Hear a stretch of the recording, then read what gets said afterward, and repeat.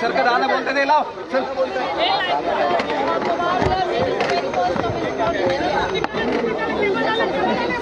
गणेश गणेश प्रवीण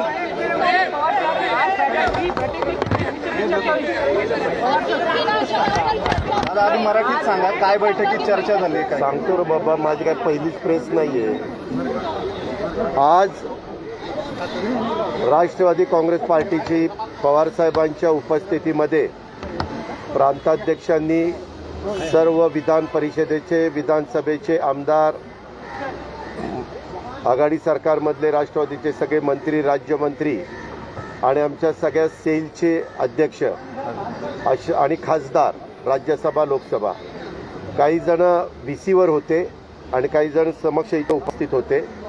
फक्त 2 आमदार येऊ शकले नाही. त्यांच्या मतदारसंघामध्ये सहकाराच्या निवडणुका आशुतोष काळे आणि दिलीप मोहिते तो एक सहकाराच्या दौऱ्यावर गेलेले आहेत बँकेच्या. बाकीचे सगळे आमदार उपस्थित होते, खासदार उपस्थित होते आणि पदाधिकारी पण सगळे उपस्थित होते. आता सध्या महाराष्ट्रामध्ये जो काही राजकीय परिस्थिती निर्माण झालेली आहे त्या परिस्थितीच्या संदर्भामध्ये माझ्यानंतर प्रांताध्यक्ष पण अधिकारवाणीनं सांगतील. पण महाविकास आघाडीचं सरकारमधले प्रमुख उद्धव ठाकरे साहेबांना पूर्णपणे पाठिंबा देऊन राष्ट्रवादी काँग्रेस पक्ष शेवटपर्यंत हे सरकार कसं त्या ठिकाणी टिकेल ह्याबद्दल प्रयत्न करत राहणारे, प्रयत्न करणारे, तशा पद्धतीनं आम्ही काम करतोय. मी तशा प्रकारे दुपारी पण मुख्यमंत्र्यांशी बोललो, ते मातोश्रीवर होते. आणि आता आदित्य ठाकरेंचा पण दुसऱ्या कामाच्या करता फोन आलेला होता. त्यांना पण मी सांगितलं, माझी मीडियाला, इलेक्ट्रॉनिक आणि प्रिंट मीडियाला विनंती आहे की ह्याच्यापेक्षा दुसरं कुठलीही भूमिका राष्ट्रवादी काँग्रेस पक्षाची त्या ठिकाणी नाही आहे. शिवसेनेमध्ये काही प्रश्न आमदारांच्यामध्ये निर्माण झालेले आहेत, त्याच्याबद्दल जास्त अधिकारवाणीनं शिवसेनेचे प्रवक्ते किंवा शिवसेनेचे नेते हे त्याच्या संदर्भामध्ये सांगतील. आपण ते TV च्या वेगवेगळ्या चॅनलच्या माध्यमातून दाखवताच आहात. काही आमदार परत आलेले आहेत, त्याच्यामध्ये नितीन देशमुख असतील, किशोर पाटील असतील, त्यांनी वेगळी भूमिका तिथं म्हणजे काय झालं ती मांडलेली आहे. परंतु तिकडं आमदार आहेत ते पण आपल्याला चॅनलच्या माध्यमातून पाहायला मिळत आहेत. त्यांना आव्हान करण्याचं काम मुख्यमंत्र्यांनी पण काल भाषणामध्ये महाराष्ट्राला उद्देशून त्यांनी भाषण केलं, त्यावेळेस त्यांनी पण आव्हान केलेलं आहे आणि आज पण त्यांच्या पक्षाच्या प्रमुखांनी आव्हान केलेलं आहे. आम्ही या परिस्थितीवर पूर्ण लक्ष ठेवून आहोत. पण आमची भूमिका, पक्षाची भूमिका ही आघाडी सरकार टिकवण्याच्या संदर्भातली आहे. तिथं आमचा सर्व आमदार आमच्याबरोबर आहेत, सर्व विधिमंडळाचे सदस्य बरोबर आहेत. एक आहे, काही आमच्यातले मित्र पक्ष थोडंसं वेगळ्या प्रकारचे स्टेटमेंट करतायत की बाबा अजित पवारांनी त्या निधीचं असं केलं तसं केलं. मला महाराष्ट्रातल्या तमाम जनतेलाही सांगायचं आहे, आपल्यालाही सांगायचं आहे, सरकार 2.5 वर्षापूर्वी अस्तित्वात आलं त्यावेळेस 36 पालकमंत्री हे वेगवेगळ्या जिल्ह्याचे आपण नेमतो. त्याच्यात 1/3 काँग्रेसचे नेमले, 1/3 शिवसेनेचे नेमले, 1/3 राष्ट्रवादीचे नेमले. त्यांना निधी देत असताना गेल्या 2.5 वर्षात कुठेही निधीला काटछाट केली नाही. जो अर्थसंकल्पामध्ये मंजूर करण्यात आलेला होता तो आमदार निधी, डोंगरी विकास निधी आणि ह्या निधी आपल्या DPCचा निधी हा सगळा दिला आहे. परंतु कशा पद्धतीनं त्यांनी तसं वक्तव्य केलं मला माहिती नाही. परंतु मी कधी दुजाभाव केला नाही. उलट मी सगळ्यांना विकास कामामध्ये मदत करण्याची भूमिका हीच माझी असते. हे आपण पण पाहिलेलं आहे. अनेकदा मी 8:30-9लाच ऑफिसला येऊन बसतो आणि जेवढे काही मिटिंगच्या माध्यमातून किंवा इतर बाबतीमध्ये चर्चा करून प्रश्न सोडवता येतील तो सोडवण्याचं काम मी करत असतो. वास्तविक त्यांनी असं चॅनलला जाऊन बोलण्यापेक्षा जर आमची एकत्रपणे ज्यावेळेस अशोक चव्हाण साहेब, बाळासाहेब थोरात, जयंत पाटील, मी असे आणि शिवसेनेचे काही प्रमुख आम्ही एकत्रपणे चर्चा करत असतो त्यावेळेस सांगितलं असतं तर तिथल्या तिथं गैरसमज दूर झाले असते.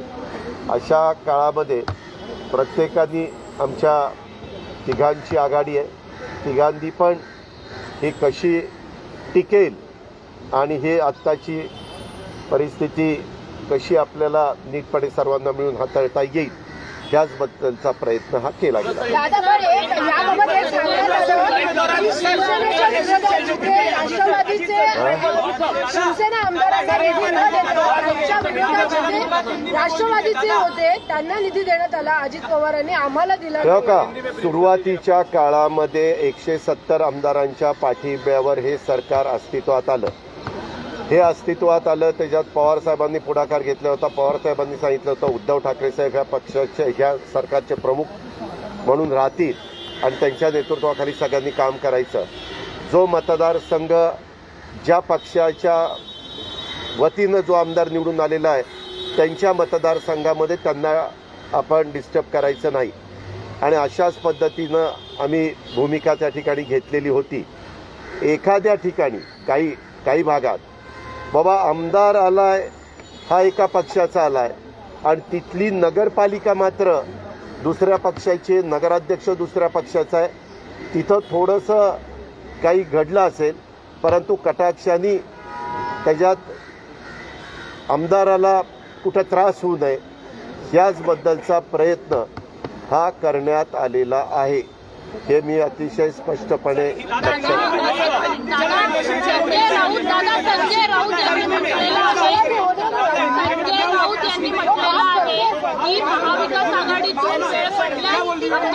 आमदार परत आले तर महाविकास आघाडीतून बाहेर पडण्यास आमची तयारी आहे. त्या वक्तव्याकडे कसं बघता? आम्ही त्या वक्तव्याकडे असं बघतो, त्यांचं वक्तव्य मी पण मीडियामध्ये पाहिलेलं आहे. त्यांच्या नेतृत्वाखाली त्या पक्षाच्या आम्ही सरकारमध्ये गेलेलो आहे. शेवटी ते सरकार टिकवण्याची जबाबदारी आमच्या तिन्ही पक्षाची आहे. आता त्यांनी ते वक्तव्य का केलं हे त्यांना स्वतःला माहिती. त्यांनी जरी तसं वक्तव्य केलेलं असलं तरी आम्हाला त्याच्यावर टीका टिप्पणी करण्याचं काही कारण नाही. आता आम्ही सगळ्यांनी समंजस भूमिका घेऊन हे व्यवस्थित कसं ह्याच्यातून आपण बाहेर पडू याचबद्दलचा प्रयत्न हा झाला पाहिजे असं माझं मत.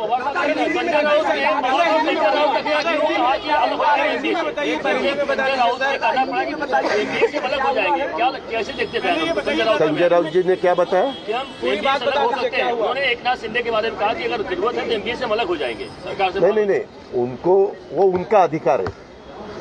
पहले जो तय हुआ था कि 5 साल के लिए महाविकास आघाड़ी का गवर्नमेंट टिकना चाहिए, चलना चाहिए. उन्होंने तो बहुत दफ़ा कहा कि ये 5 साल नहीं 25 साल टिकने वाला है, ऐसा भी स्टेटमेंट उन्होंने किया है. अभी वो जो आपने सवाल पूछा वो स्टेटमेंट जरूर उनका हमने सुना है, वो उनका अधिकार है. उन्होंने किस कारण ये स्टेटमेंट किया है उसके बारे में मुझे खुद पता नहीं, लेकिन मैं उनके वरिष्ठ नेता उद्धव ठाकरे साहब जी को पूछूंगा कि ऐसा ऐसा स्टेटमेंट आया है, आप आपके मन में दूसरा कुछ है क्या? मेरे ख्याल से वैसा कुछ नहीं होगा. कभी कभी थोड़ा बहुत लोगों को वापस बुलाने के लिए भी वो स्टेटमेंट कर सकते हैं, वो लेकिन वो उनका अधिकार है. वो सबसे ज़्यादा विधायक उनके थे और विधायकों को बहुत दफ़ा ज़्यादा से मेजॉरिटी विधायकों का कुछ कहना हो तो पार्टी उनका सुनती है. अगर उन्होंने वैसा डिसीजन लिया तो उसके बारे में हमें कोई कमेंट्स करने की जरूरत नहीं. हम आखिर घड़ी तक शिवसेना के साथ उद्धव ठाकरे साहब जी के साथ खड़े रहेंगे. मीटिंग में क्या चर्चा हुई दादा? मीटिंग में क्या चर्चा हुई? आज मीटिंग में हमारी राष्ट्रवादी कांग्रेस पार्टी के सब विधायकों को, सब मेंबर ऑफ पार्लियामेंट को और सब हमारे पार्टी के सेल के प्रमुख उनको सबको पवार साहब ने बुलाया था. हमारे पार्टी के हमें स्टेट के लीडर भी जयंत पाटिल साहब थे, सभी हम मिनिस्टर, स्टेट मिनिस्टर सब थे। उसमें ये तय हुआ कि ये जो अभी की सिचुएशन तैयार हुई है उसमें उद्धव ठाकरे साहब जी को पवार साहब ने खुद और कांग्रेस पार्टी ने मिलके, सबने मिलके वहाँ उनको चीफ मिनिस्टर के नाते बिठाया है।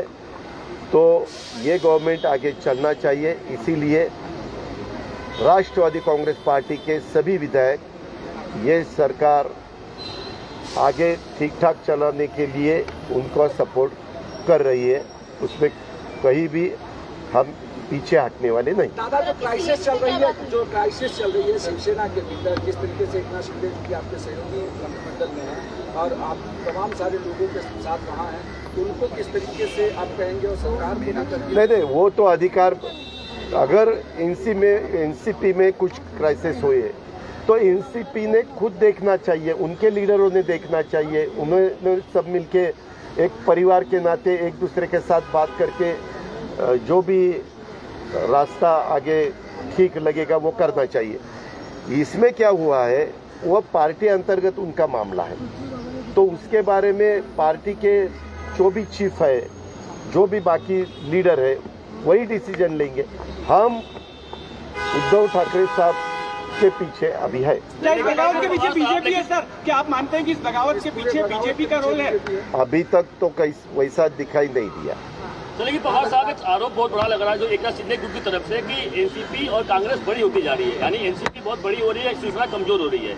वैसा उन्होंने उनके पार्टी के प्रमुख जी को बताना चाहिए था, सीएम जी को, या हमारी जो कभी कभी मीटिंग रहती थी कांग्रेस, राष्ट्रवादी कांग्रेस और शिवसेना के दो लोग हम बैठते थे, तब उन्होंने ये सवाल उठाना था कि ऐसा ऐसा है।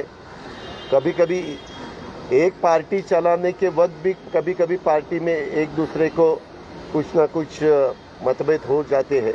ये तो 3 पार्टियां थी, तो कुछ गड़बड़ हुई तो अगर बताए तो उसमें से रास्ता निकाल सकता था। निशाने पर हाथ क्यों है? फंड्स को लेकर बात हुई थी तो कहा जा रहा है कि एनसीपी के जो वित्त मंत्री थे फंड्स नहीं दे रहे थे, उधर के शिवसेना के लोग भी कह रहे हैं, कांग्रेस की मुखिया नाना पटोले भी कह रहे हैं कि फंड्स का डिस्ट्रीब्यूशन आपको मीडिया सबको मालूम है, जो भी बजट हम पेश करते हैं हर साल, मैंने तीसरा मेरा बजट था, वो पूरा बजट कैबिनेट के सामने जाता है, कैबिनेट सब वो देखती है और उसके बाद कैबिनेट उसको बोलती है कि ये मंजूर है, और फिर असेंबली में जाता है और काउंसिल में भी और असेंबली भी दोनों भी जग जाता है, और वहाँ मेजॉरिटी से वो मंजूर हो जाता है।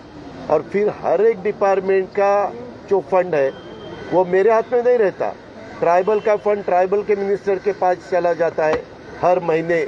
उसका साल का पूरा उनका बजट समझो 15,000 करोड़ है, तो 15,000 करोड़ के हिसाब से हर महीने 1,000-1,200 करोड़ 1,000-1,200 करोड़ ऐसे उनके पास पैसा चला जाता है, और वो उनके जो भी काम है वो काम उसमें से कर देते हैं। इसीलिए वो मैं रुकवा नहीं सकता।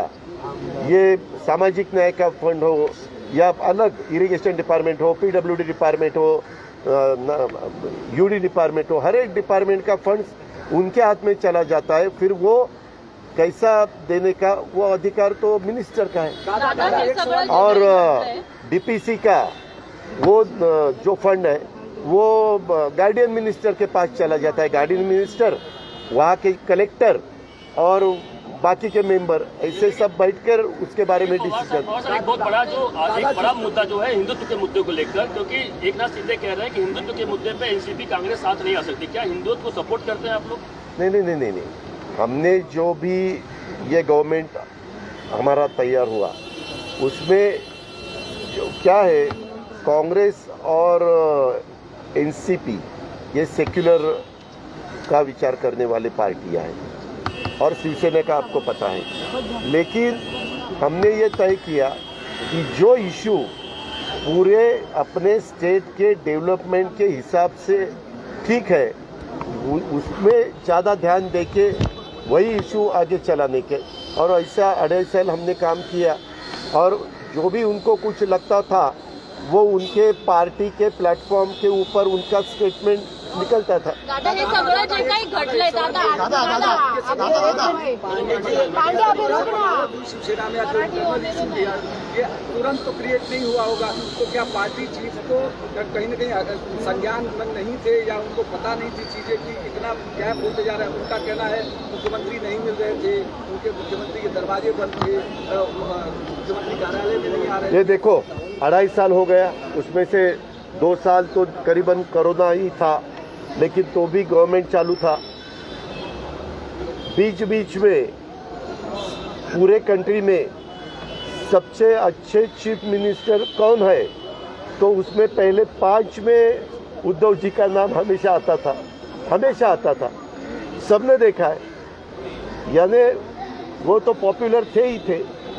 दादा मला एक गोष्ट सांगाल, ज्या पद्धतीने हे बंड केलं, म्हणजे आपण बघितलं विधान परिषदेची निवडणूक संपली त्या रात्रीच ते निघून गेले, ह्या सगळ्याच्या पाठी आपल्याला वाटतं का की कुठेतरी भाजपचा हात आहे किंवा काय असं कशामुळे हे बंड झालंय? जाऊन त्यांना भेटताय, विशेषतः ज्या हॉटेलमध्ये आहेत भाजप शासित राज्य आहे, नेत्यांना पण त्यांनीच विमानाचं अरेंजमेंट केलं, ते सगळा प्रवास अरेंजमेंट केला असं समोर येतं। आताच्या घडीला कुठलाही भाजपचा मोठा नेता किंवा मोठा चेहरा तिथं येऊन काही करतोय अजून आत्ता तरी दिसत नाही। ही वस्तुस्थिती आहे। मोठा नेता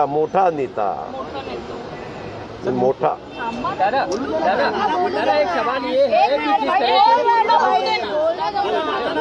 की बंडला तुम्ही कशा पद्धतीने, कारण विधान परिषद निवडणुकीनंतर गेले 2.5 वर्षानंतर आणि एवढे आमदार एकामागून एक जातात आणि हे कळलं नाही, कारण गृहराज्यमंत्री पण त्यामध्ये नाही, ह्याच्या संदर्भामध्ये आता गव्हर्नमेंट ज्यावेळेस तुम्ही सरकार चालवता त्यावेळेस ह्या सगळ्या गोष्टीचा विचार झाला गेला पाहिजे। आता त्याच्या संदर्भामध्ये काय, आम्ही तर मधून मिटिंग घेतात, त्यांच्या पण मिटिंग होतात, आता तो त्यांचा पार्टी अंतर्गतला प्रश्न आहे।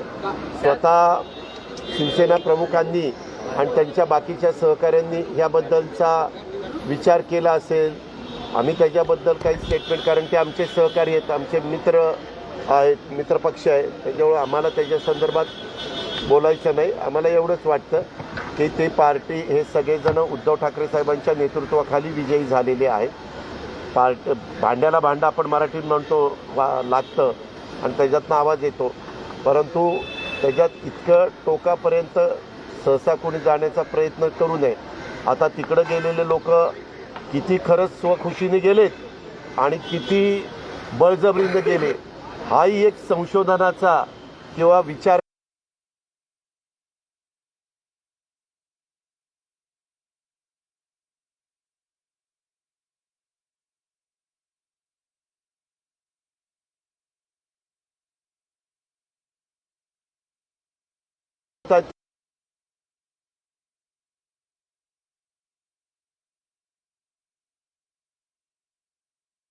की अजून काही लोकांना तिथनं यायचं आहे आणि त्यांच्या मतदारसंघामधले आजही तसं बघितलं तर शिवसैनिक सगळीकडचे शांत आहेत।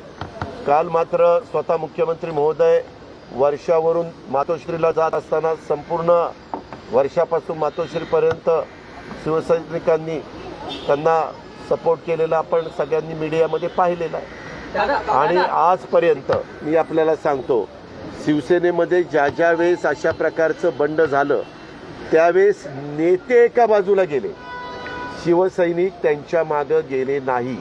हे मी राजकारणात आल्यानंतर मोठं शिवसेनेतलं तिसरं बंड, म्हणजे नाही मी बघितलेलं एक भुजबळ साहेबांनी केलेलं बंड, त्याच्यानंतर दुसरं राणे साहेबांनी केलेलं बंड, तिसरं काही ते घरातला मामला होता ग बाई, त्याच्यामध्ये तिसरं आपल्या काळामध्ये आत्ता घडलेलं एकनाथराव शिंदेंचं बंड, हे सगळं जर बघितलं तर त्याच्यातनं बंड करणारी प्रमुख व्यक्ती एक वेळ टिकते, परंतु बाकीचे सहकारी नंतर निवडून पण येऊ शकत नाही। एवढे शिवसैनिक अतिशय कष्ट घेतात आणि पराभूत करण्याच्या करता जीवाचं रान करतात असा अनुभव मागचा आहे. एक सवाल ये है कि जिस तरह से शिवसेना के विधायक अभी तक जा रहे हैं दादा भूसे भी ऐसा खबर है कि वो भी जाने वाले हैं, तो क्या इस सब प्लान के पीछे कहीं शिवसेना आपको नजर दिखाई दे रही है कि बैकडोर से शिवसेना ने ये पूरा जो तामझाम बनाया?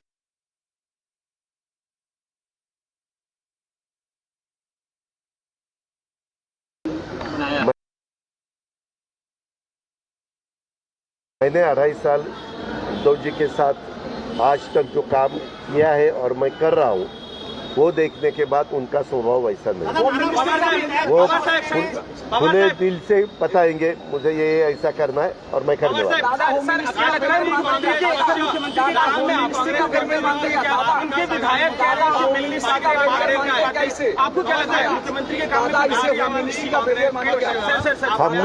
हमने एक देखा, मुख्यमंत्री देश में पहले 5 स्टेट के मुख्यमंत्री में उनका नंबर आता था और वो तो कैबिनेट भी लेते थे, डेवलपमेंट के काम भी चालू थे, सब कुछ चालू था ना. उसमें क्या ये हर एक का काम करने का तरीका अलग अलग रहता है. उनके पार्टी का काम करने का तरीका पहले से ही आप सबको पता है. नंबर ऑफ गेम पाहता महाविकास आघाडी सरकारमधून एनसीपी पक्ष आपला पाठिंबा काढेल का? आम्ही पाठिंबा काढणार नाही. आम्ही आघाडीला पाठिंबा दिला. उद्धव ठाकरे साहेबांच्या मुख्यमंत्री पदाला त्यांना आम्ही सपोर्ट केलेला आहे. मी आल्या सांगितलं, हे अशा कुठल्याही बातम्या मधून अधून त्या ठिकाणी निघतात. आम्ही शेवटपर्यंत मुख्यमंत्र्यांना मुख्यमंत्री म्हणून साथ देणार आहोत. नाना पटोले म्हणतायत की शिवसेनेने सरकार स्थापन करावं, आमचा त्याला बाहेरून सपोर्ट राहील, असं नाना पटोलेंचं वक्तव्य आहे. त्यांनी काय वक्तव्य करावं त्यांचा अधिकार, मला काय घेणं देणं. आमचा सपोर्ट, आम्ही त्यांच्याबरोबर सरकारमध्ये आहोत आणि आमचं सरकार आत्ताच्या घडीला पण चालू आहे. दादा इसे होम मिनिस्ट्री का फेलियर मानते हैं. एक मंत्री यहाँ से सूरत चले जाते हैं, विधायक यहाँ से सूरत चले जा रहे हैं और होम मिनिस्ट्री को इस बात को लेकर नहीं है कि इतने विधायक एक साथ वहाँ चले जा रहे हैं उस दिन जिस दिन सेंसिटिव समय है और विधान परिषद के चुनाव हो रहे हैं. नहीं, वैसा तो ये तो सही है कि होम मिनिस्ट्री को वहाँ के जो ऑफिसर है वो डिपार्टमेंट को समझ ये करना ही चाहिए था कि उसको मालूमात होनी ही चाहिए थी. उनका काम ही है. विधायक जिनको सिक्योरिटी है, मिनिस्टर को सिक्योरिटी है, स्टेट मिनिस्टर्स को सिक्योरिटी है, तो वो जब जाते हैं तो उनको जो सिक्योरिटी दी है वो क्या करती है, उसके ऊपर ध्यान देने की जिम्मेवारी होम मिनिस्ट्री में जिस ऑफिसर के ऊपर रहती है वो क्या करता है, ये तो सोचने वाली बात है ही. दूसरा दादा ये सवाल है कि अब आगे जिस तरीके की एकनाथ शिंदे ने 2 बार पत्र भेजा विधानसभा के उपाध्यक्ष को और कहा कि गठ प्रमुख करके हमको नियुक्त किया जाए, ग्रुप लीडर करके, और जो शिवसेना की तरफ से पत्र आया उसको रिजेक्ट किया जाए, इसमें किस तरीके की हमारे वो काम हमारा नहीं है, वो विधिमंडल का काम है. वो उनके हिसाब से उसमें देखेंगे, जो सही है वो करेंगे. वो उनको ऐसा लगा कि इसमें लॉ डिपार्टमेंट की सलाह लेनी चाहिए, एडवोकेट जनरल की सलाह लेनी चाहिए, टॉप के लॉयर की सलाह लेनी चाहिए, तो वो ले सकते हैं. 2019 में जब चुनाव परिणाम आए थे तब भी बीजेपी ने सरकार बनाने की कोशिश की थी, शपथ भी ली गई, आखिर में हमने देखा बात बदल गई. इस बार भी उससे भी होटल में विधायक गए थे, इस बार फिर होटल में विधायक गए हैं. क्या लग रहा है आपको, इस बार का जो ऑपरेशन लोटस है सफल होगा? पिछली बार तो असफल हो गए थे, विधायक वापस आ गए थे एनसीपी के. इस बार शिवसेना जिस तरीके से गुवाहाटी में जाके बैठी, आपको लग रहा है कि सफल हो पाएगी? वो जो भी गए हैं वो उनके हिसाब से देखेंगे. मैं पहले से ही बोल रहा हूँ कि उद्धव ठाकरे जी के नेतृत्व वाली सरकार कैसे टिक सकती है उसके बारे में हम सोच रहे हैं और काम कर रहे हैं, और वही हमारा काम चालू है. धन्यवाद.